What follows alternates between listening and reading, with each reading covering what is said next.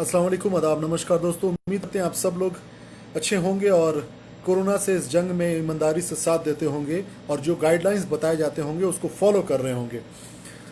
दोस्तों, जैसा कि मैंने टॉपिक पे लिखा है, एक जो घटना घटी थी, जो भारत की आज़ादी के बाद से सबसे शर्मनाक घटना, जो शर्मसार करने वाली घटना थी, वो दिल्ली के दंगा की घटना के रूप में सामने आई थी। आपको पता होगा कि जब कोरोना का मामला आया था मार्च से पहले, जनवरी फरवरी से लगातार वहाँ पर एक भारत सरकार के द्वारा लाया गया काला कानून, जिसको सीए और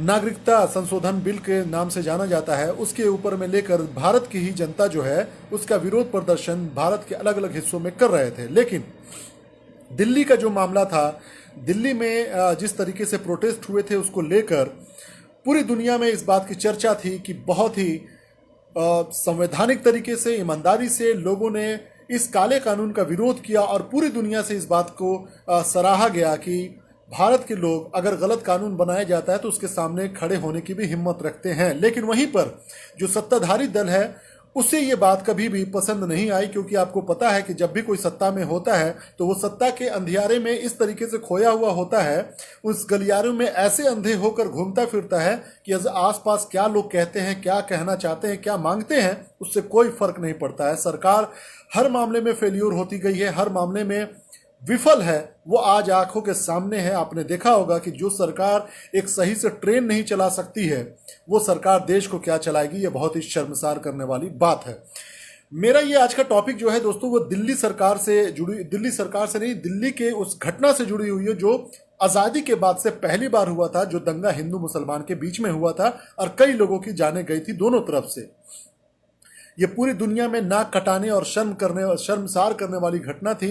और सबसे बड़ी बात कि सरकार के पोल को खोलने वाली ये घटना थी कि जो सरकार पूरे देश को लॉकडाउन कर सकती है, जो सरकार पूरे देश में आर्मी और पुलिस को लगाकर एक पूरे स्टेट को बंद कर सकती है, कश्मीर जैसे देश को, वो सरकार को 3 दिन लग गए हैं दिल्ली में दंगा को रोकने के लिए और दंगे फसाद को रोकथाम करने के लिए।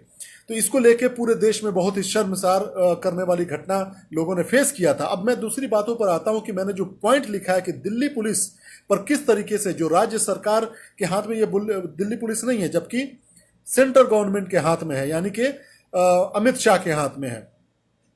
आपको पता होगा कि जिस तरीके से लगातार इस दंगा को लेकर लोगों को गिरफ्तार किया जा रहा है, लोगों को हथकड़ियां पहनाई जा रही हैं, उनको जेल में भेजा जा रहा है, वो तमाम लोग, ज्यादा से ज्यादा जो 80% जो लोग हैं, वो लोग हैं जो उस सीएए प्रोटेस्ट में शामिल हुए थे कहीं ना कहीं, किसी न किसी रूप से। दंगा के नाम पर लोगों को उठाया जा रहा है। आपको पता होगा कि दिल्ली के बहुत सारे ऐसे छात्र हैं, जामिया के छात्र हैं, जिनको गिरफ्तार किया जा रहा है, दंगा के नाम पे उठाया जा रहा है। आज दिल्ली की कोर्ट ने दिल्ली पुलिस को फटकारा है, उसको डांटा है कि एक तरफा क्यों कार्रवाई हो रही है।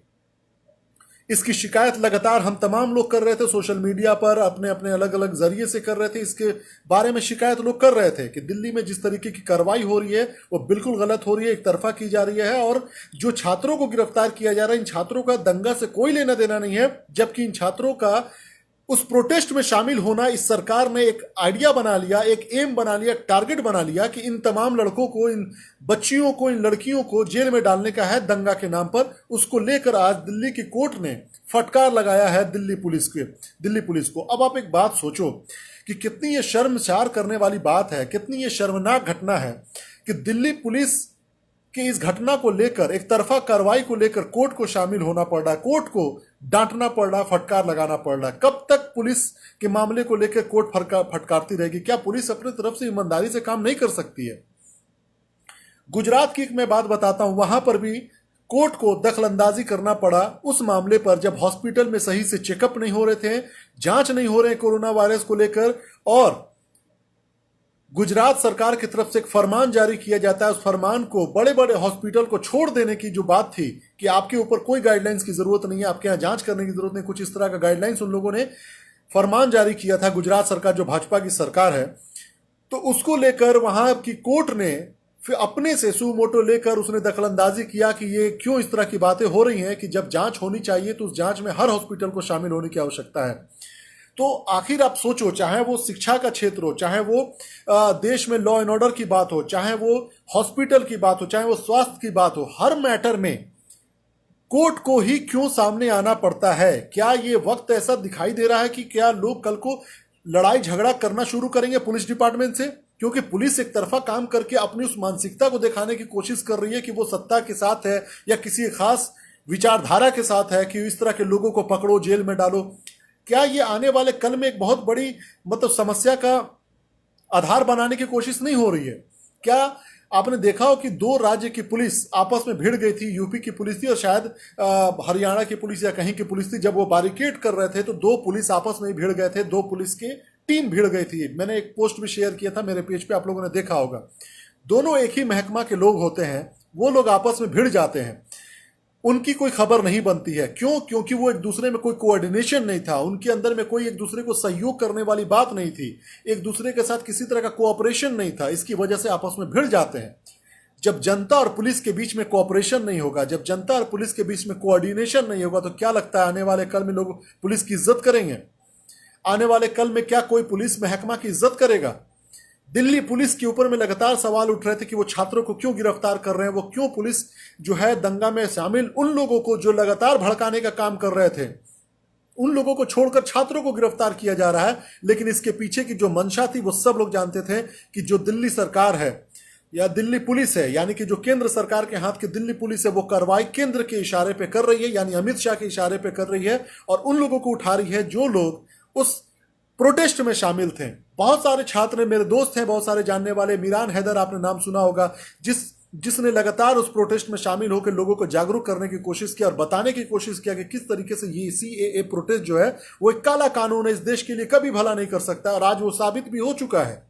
जो अपने देश को नहीं बैठा के खिला सकता है एक महीना, जो अपने देश के ट्रेन को नहीं चला सकता है, जो गरीबों को स्टेशन पे मरने के लिए छोड़ दे रहा है, जो गरीब सड़कों पे मर रहे हैं, उनके पास बस नहीं है, ट्रेन नहीं है, इनकी गंदी राजनीति की वजह से वो किसी भी तरीके से आराम नहीं मिल पा रहा हमारे देश की जनता को, वो बात कर रहे हैं कि दूसरे देश के लोगों को बुलाएंगे, बैठाएंगे, खिलाएंगे, नौकरी देंगे।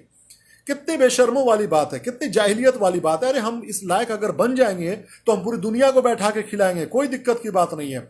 हमारे देश में भूखमरी से लोग मर रहे हैं, खबरें नहीं दिखाई जा रही हैं, मीडिया मैनेजमेंट किया जा रहा है। मैं आपको ये खबर दिखाता हूं कि कोर्ट ने क्या कहा है, देखिएगा। बहुत ही शर्मनाक बात है, और अगर शर्म होगी पुलिस के अंदर में तो वो इस तरह की घटना को दोबारा नहीं घटने की कोशिश करेंगे। देखिएगा,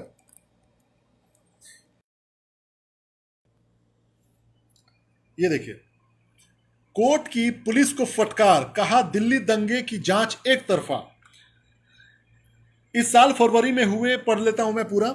इस साल फरवरी में हुए दंगा मामले में पुलिस की जांच पर एक निचली अदालत ने फटकार लगाई है। कोर्ट ने साफ तौर पे कहा है कि मामले की जांच एक तरफा है।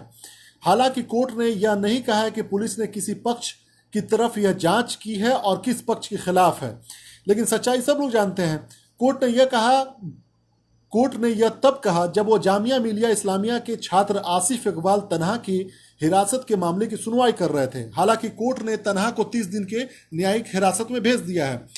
अभी हाल ही में पिंजरा तोड़ की सदस्य जो लड़कियां थीं बेचारी, इस पिंजरा तोड़ सदस्य, उनका नाम है देवांगना, नताशा को भी दिल्ली में हुई दंगा की साजिश में संलिप्तता के आरोप में गिरफ्तार किया गया है। पिछले दिनों सफूरा, मीरान हैदर जो मेरे दोस्त हैं, शिफा, गुलशिफा और आसिफ के मामले में देखा गया है। इन सबको फरवरी की दिल्ली हिंसा की साजिश में संलिप्तता के आरोप में गिरफ्तार किया गया है।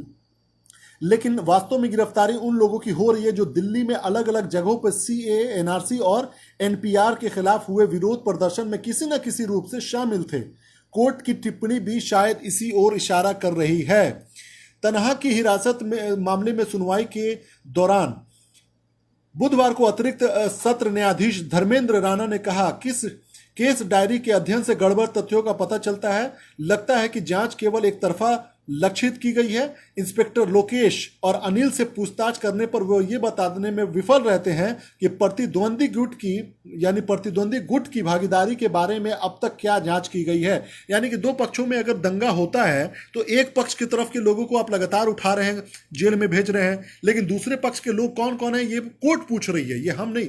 हम तो कह ही रहे थे कि इसमें बायस्ड होकर पुलिस काम कर रही है, लेकिन सच्चाई अब कोर्ट ने खुद सामने ला दिया। हाल के दिनों में अधिकतर उन लोगों की गिरफ्तारी हुई है जिन्होंने नागरिकता संशोधन कानून यानी सीए और राष्ट्रीय नागरिक रजिस्टर यानी एनसीआर और एनआरबी का विरोध किया है। ये वो लोग हैं जो शांतिपूर्ण प्रदर्शन करते रहे हैं, जिनको गिरफ्तार किया गया है। उनमें जामिया और जेएनयू के छात्र भी शामिल हैं।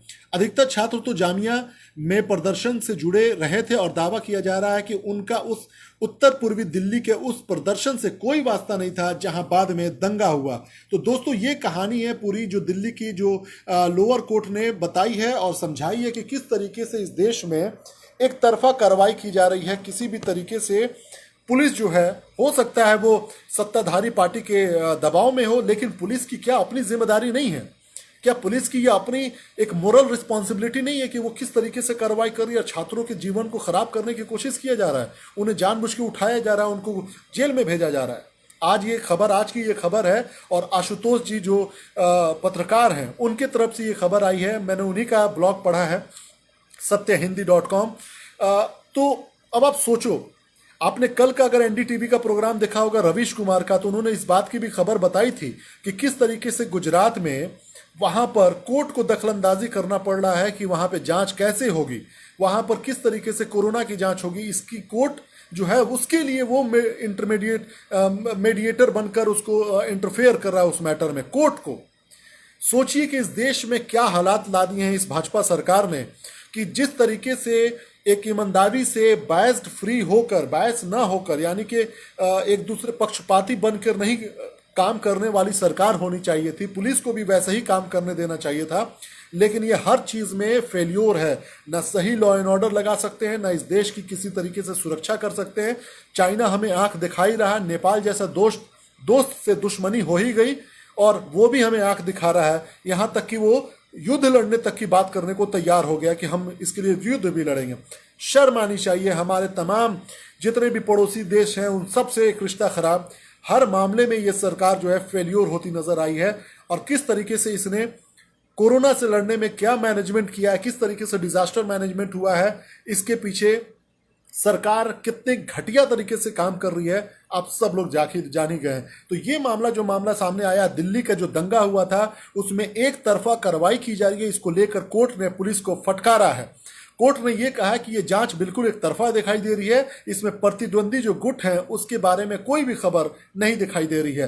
तो मैं उम्मीद करता हूं कि आने वाला कल ऐसा ना हो कि लोग पुलिस की इज्जत ना करें, पुलिस महकमा की इज्जत ना करें। बहुत सारे ऐसे पुलिस है जो बेचारे बहुत ईमानदारी से काम करते हैं, उन्होंने मानवता का एक जो तरीका दिखाया है, ह्यूमन राइट्स को उन लोगों ने जिस तरीके से प्रोटेक्ट किया है। कुछ पुलिस वाले इस तरीके की कार्रवाई करके जो दिल्ली दंगा में देखने को मिल रहा है, जानबूझकर जामिया के छात्रों को, जेएनयू के छात्रों को और उन तमाम लड़कों को उठाने की कोशिश किया जा रहा है जो लोग सीएए के प्रोटेस्ट में शामिल थे। उनको दंगा कराने के नाम पर उनको शामिल किया जा रहा है, गिरफ्तारी किया जा रहा है, कोर्ट के सामने पेश किया जा रहा है। यह बहुत ही शर्मनाक है। बहुत बहुत धन्यवाद। आप लोग विरोध करते रहिए। और ये सरकार को तो मैं कह रहा हूं तय है, ये सरकार जिस तरीके से काम कर रही है, जिस तरीके से फेल्योर है, और इनके जो नेता हैं हिंदू मुसलमान करने वाले जो काम करते हैं, मैं कभी भी ऐसे लोगों का कभी भी समर्थन नहीं कर सकता, ना ही कभी करूंगा। क्योंकि जो सही नीति नहीं ला सकता, जो समाज को बनाकर एक साथ मिलाकर नहीं चला सकता, जो छात्रों के साथ न्याय नहीं कर सकता, जो लॉ एंड ऑर्डर को सही नहीं रख सकता, जो मानव अधिकार का ख्याल नहीं रख सकता, जो हमारे देश की सॉवरेनिटी, हमारे देश की संप्रभुता की इज्जत नहीं कर सकता, हमारे देश की संप्रभुता को संभाल के नहीं रख सकता, हमारे विदेश नीति को ठीक नहीं कर सकता, हमारे घरेलू नीति को ठीक नहीं कर सकता, घर के अंदर के उत्पादन को नहीं बढ़िया बना सकता, जीडीपी को नहीं संभाल सकता, इकोनॉमी को ठीक नहीं कर सकता, हमारे देश के अंदर में महिलाओं की इज्जत को नहीं बचा सकता, जवानों की शहादत को नहीं बचा सकता, देश में बच्चों की जो माँ बाप हैं सड़कों पर मर रहे हैं, सड़कों पर घूम रहे हैं, उनकी हिफाजत नहीं कर सकता, ऐसे सरकार, ऐसे नेताओं को मैं कभी भी समर्थन नहीं दे सकता। और ऐसा जो करता है उस जैसा इंसान नीच कोई हो ही नहीं सकता है। बहुत बहुत धन्यवाद। अपना ध्यान रखें। कोरोना से लड़ने में जो गाइडलाइन दिया गया उसको फॉलो कीजिए, सोशल डिस्टेंसिंग को मेंटेन कीजिए। बहुत बहुत धन्यवाद। जय हिंद। सत्यमेव जयते। भारत माता की जय।